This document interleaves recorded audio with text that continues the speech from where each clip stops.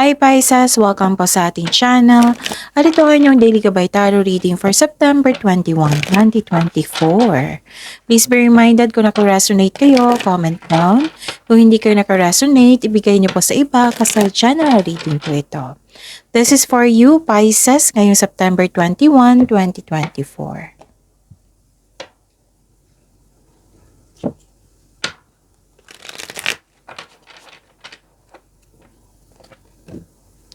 Maraming salamat po sa inyong patuloy na suporta at maraming salamat din po sa mga hindi nag-skip ng ads.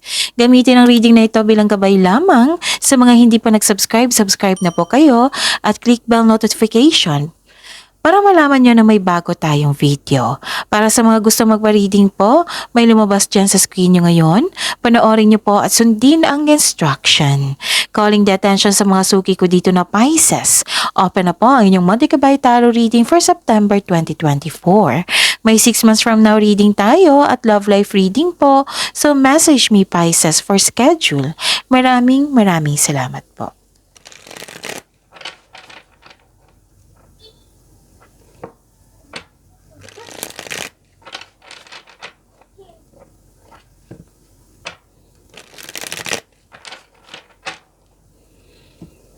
Para po ito sa inyo, Pisces, ngayon September 21, 2024. Spirit's Guide, mga ganap po para kay Pisces. Ngayong September 21, 2024, I need 3 cards po.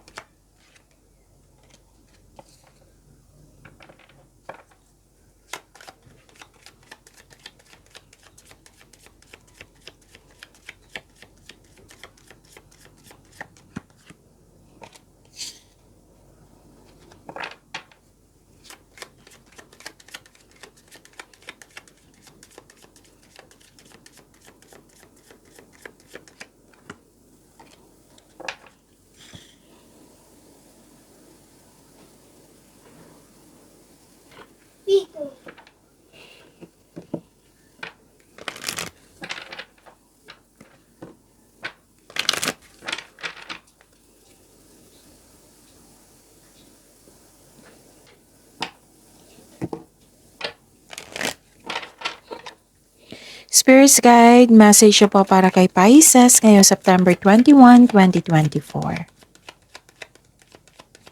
I need 2 cards po.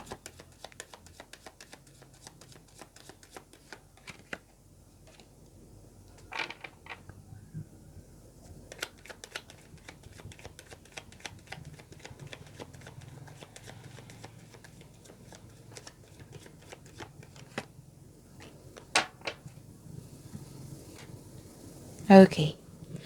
Pisces, ngayong September 21, 2024.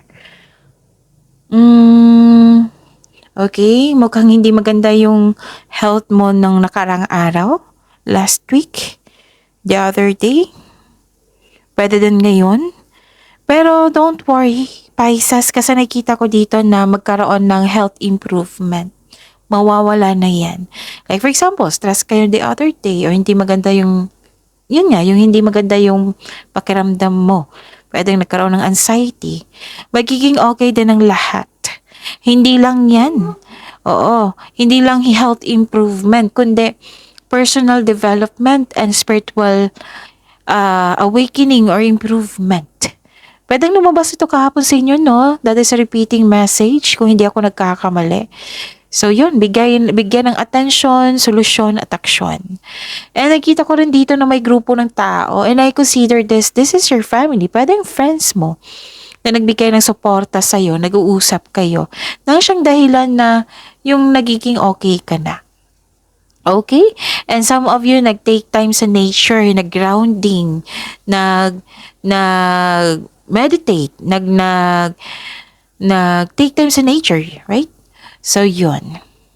Nakita ko rin dito na may isang, pwedeng nagkaroon kayo ng concern sa isang tao na isang tuso, mandaraya, sinungaling, na concern ka sa kanya. Pwedeng may concern sa third party, pwedeng ganon. So, ang sabi ng card dito, umiwas po sa taong ito. Okay, kung pwede po na umiwas sa temptation, umiwas sa taong ito, iwasan nyo po na yung mahirapan yung sarili mo. Okay? So, baka na-distract kayo sa mga pangyayaring ito. So, move forward, take an action, embrace the situation, and let it go. Para magkaroon ng healing po. Okay? Hanggat maaga, hanggat maaari, iwasan po itong taong ito na may na temptation tuso. Pwedeng nakipag-rival to sa negosyo nyo or sa trabaho nyo dyan. Pwedeng ganyan. So, ano yung sabi ng card? Iwasan. Put boundaries. Huwag mong tanggapin yung negativity niya. Okay? And nakita ko rin dito, okay. May nakita kong energy ng isang babae dito na maaring siya yung nagbigay ng sakit ng ulo sa inyo. Or maaring ikaw ito na abala sa pag-move forward. Pwede din na babae na isang nagbigay ng happiness sa iyo. So, ang sabi ng card dito, narrow card ng, nasabi ng card niyo po dito is narrow pathway. Tread thoughtfully. Okay? So, follow your heart. Follow the path. Huwag mag-give up. And don't worry. Tingnan nyo, embracing enthusiasm. Shout to the heavens with happiness. Kasi nakatanggap ka ng grasya, nakatanggap ka ng blessings. So, sobrang happy mo. Sobrang happy mo dito, Pisces. So, shout to the heavens with happiness. Spirits guide. Energy po ni Pisces ngayong September 21, 2024.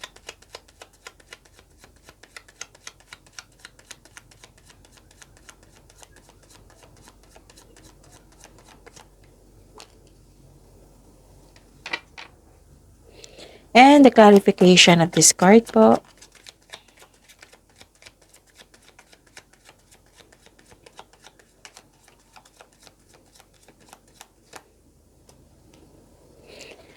This is a daily reminder para hindi kayo maguluhan, malito, makalimutan, okay?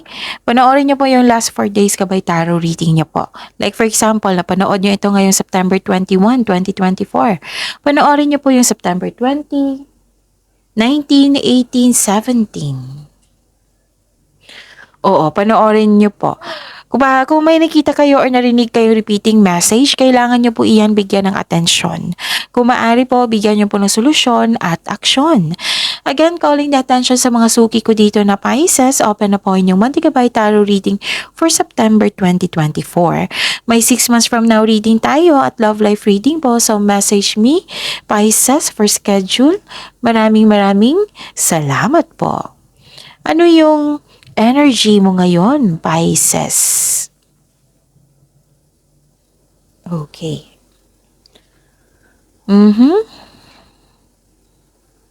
Okay. May concern na naapektuhan kayo sa taong ito na hindi madaling kausap, immature. So, yun. Mag-ingat po daw kayo. Mag-ingat kayo, iwasan nyo yung taong manloloko or self-centered na tao, toxic na tao. So, ilang beses na lumabas dito 2 card na po nagsabi dito. Kung pwede po, iwasan nyo na lang po. Ipag-pray nyo po, Pisces. Ipag-pray nyo po, Pisces, instead na mag-worried kayo, ma-disappoint kayo sa kanya, ipag-pray nyo siya na maging mabuti siya sa kanyang sarili at sa kanyang kapwa. Ipag-pray nyo siya kay God. Okay? Iwasan itong taong toxic na ito. Mahirap to kausapin matigas ang ulo. Kung ang tanong nyo, sino ba ito? Matigas ang kanyang ulo, ayaw makinig sa inyo. Mabilis mag-react, sobrang defensive na tao. Okay? So take an action, bigyan ng solusyon po. Okay? Tapos wag kayong magpa-apekto sa kanya, wag nyong tanggapin yung negative energy niya. Kasi na maapektuhan kayo nito Okay? Kasi syempre, negativity, hindi yan nakakabuti sa'yo. So, if I were you, huwag mong tanggapin. Huwag mong tanggapin yung energy niya. At, huwag kayong maniwala sa chismis. Dalawang card na nagsabi dito na sobrang defensive itong taong ito. Huwag maniwala sa chismis. Okay? Kasi kung maniwala kayo, maapektuhan kayo niyan. Alamin niyo muna kung totoo ba yan or hindi. Tatlong card na po nagsabi dito na may taong hindi totoo sa inyo. Alam mo to kung sino ito. Actually, pinagmamasdan ka niya, di ba? Ang creepy. Pinagmamasdan ka niya, nag-o-observe siya sa iyo. And ang sabi dito, may inggit siya sa inyo Yung sabi ko sa inyo, rivalry, competition. Hindi siya madaling kausap, tatlong card na po nagsabi dito. That is a repeating message. So ano yung gawin mo? Bigyan ng atensyon. Kung maaari po, bigyan niyo po ng solusyon at aksyon. Okay? So kung may dala siyang chismis, may balita siya, alamin niyo muna kung totoo ba yan or hindi. Kasi at the end of the day, malaman niyo na hindi pala totoo, di ba? Nasayang yung energy niyo, Pisces. Okay? So protect your inner peace po. Ito yung dahilan kung bakit tayo andito.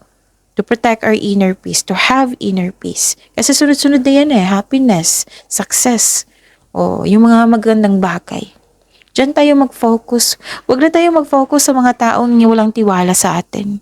Kasi not everybody na ma-please natin, di ba? So, meron talagang ganyan.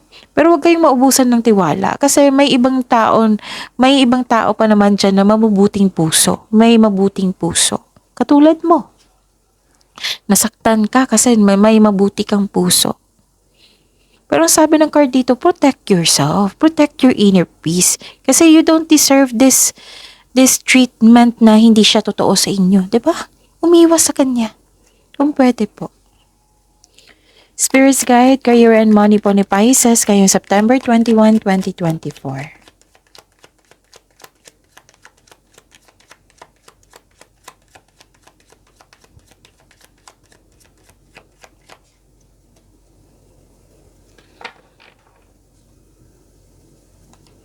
And the clarification of this card po.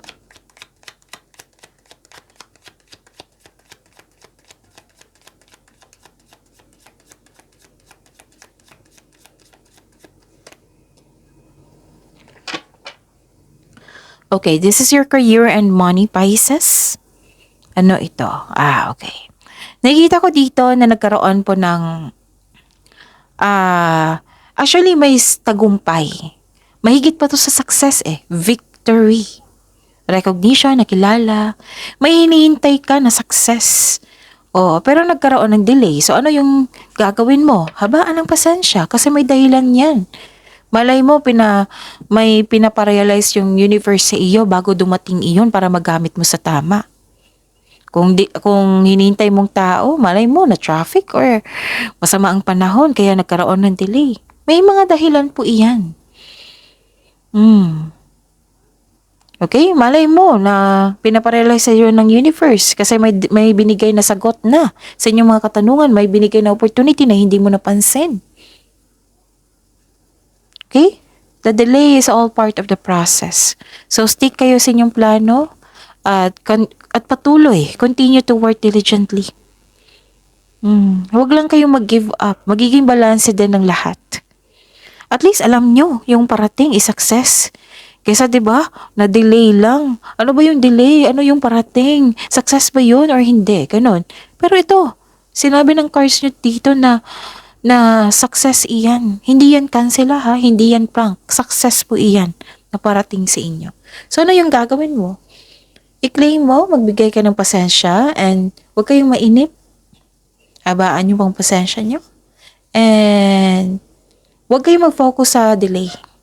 Make yourself busy nga. Okay?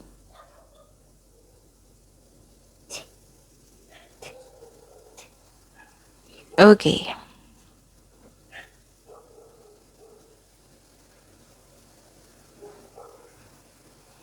And nagkaroon ng awakening dito. Habang hinihintay mo yung delay, nagkaroon ng awakening, nagkaroon ng pagtanggap. This is very good Personal development to, which is lumabas dito. Improvement yan. Pisces. Nagkaroon ng self-assessment, purpose, atonement. This is transformation. This is ending with new beginning. Bumalik yung power mo. Bumalik yung confidence mo. Okay? So, hindi ibig sabihin nagkamali kayo noon, magkakamali kayo ngayon. Magtiwala po sa sarili. Hindi yan mangyayari ulit. Kasi, kukunin mo yung learnings mo sa nakaraan. Yan yung ibig sabihin yan. Hindi ibig sabihin na magkakamali kayo ngayon nang dahil sa mga nangyari sa nakaraan. Trust yourself. Mag-focus ka sa pag-release sa nakaraan. Mag-move forward kayo into a new and more successful period. I-acknowledge mo yung success na parating. Dalawang card na nagsabi dito na i-acknowledge mo yung success na parating sa inyo. Parating na po. May financial growth na maggaganap. May magsasorry nga sa inyo dito. Maaring itong taong tuso. Maaring siya yung magbigay ng sorry sa inyo. Basta may awakening dito. So, answering to the call to action creates new opportunity. This is transformation. This is ending with new beginning. Parang magtatapos ng isang mapait na sinapit. So, acknowledge mo yun, ha? I-acknowledge nyo po, Pisces, yung barating na success sa inyo. Okay? Kaya nga, alam mo to success yung parating kasi happy ka dito. Nagbigay ka talaga ng pasalamat sa Panginoong Diyos. Sa ating Panginoon, kay God, sa universe. Shout to the heavens with the happiness. Spirits guide.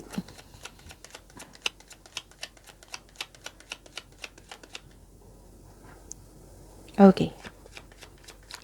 Spirits guide, love, life, self-love, partnership, and romance ni Pisces kayong September 21, 2024. And the clarification of this card po.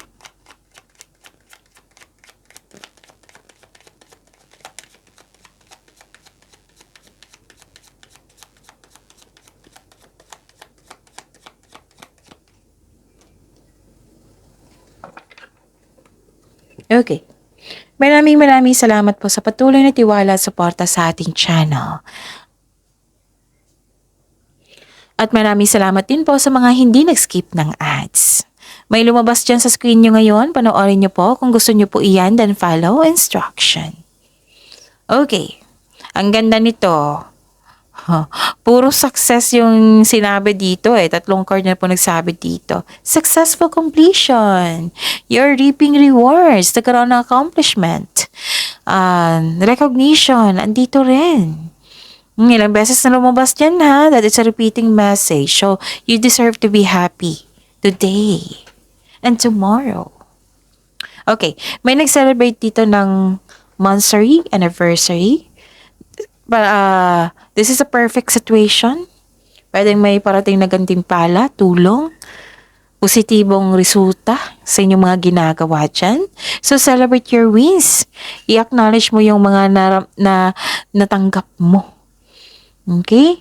And you are now ready to begin a new journey. Ang ilan nga sa inyo dito, tapos na yung construction ng dream house mo. Everything you have worked for is coming together.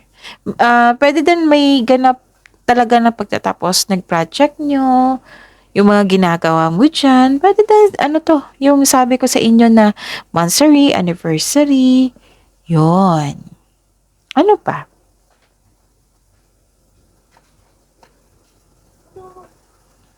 Okay. Okay. Huwag lang po na kayo mag-overspend ng pera. Kasi, ramdam ko yung kaperahan dito 'Di ba may financial growth. Huwag po daw kayo mag-overspend ng pera. Mag-save po daw kayo. Tapos, ang sabi ng card niyo po dito, huwag niyo hayaan na may reklamo yung partner niyo or family mo sa inyo na sobra kang focus sa career and money. Kailangan ng pagbalansa dito Kasi nag-overwork ang iba sa inyo, ang ilan sa inyo. Pwedeng kayo ang nagreklamo niyan, pwedeng yung partner nyo or kasamahan mo dyan ang nagreklamo. Ano ba to si Pisces? Puro trabaho, wala nang time sa akin. Ganoon. So, pagbalansehin deserve mong mag-relax, magbakasyon, mag-rest day. So, balansehin ng oras. So, claim this positivity, itong happiness mo, itong tagumpay, itong victory, Itong success ha. Okay, yung dapat kontrolin nyo, yung kontrolin nyo pag overspend, overspend sa work, sa pera. Okay? Sana magiging okay na lahat. Tapos, huwag kayong magpa-distract sa may taong may masamang intention. Claim positivity, positive affirmation ay kailangan. I am loved, I am healthy, I am blessed, and so on. So, see you tomorrow, Pisces. Please like, subscribe, and click bell button for notification para updated po kayo sa daily tarot reading natin. Maraming salamat po.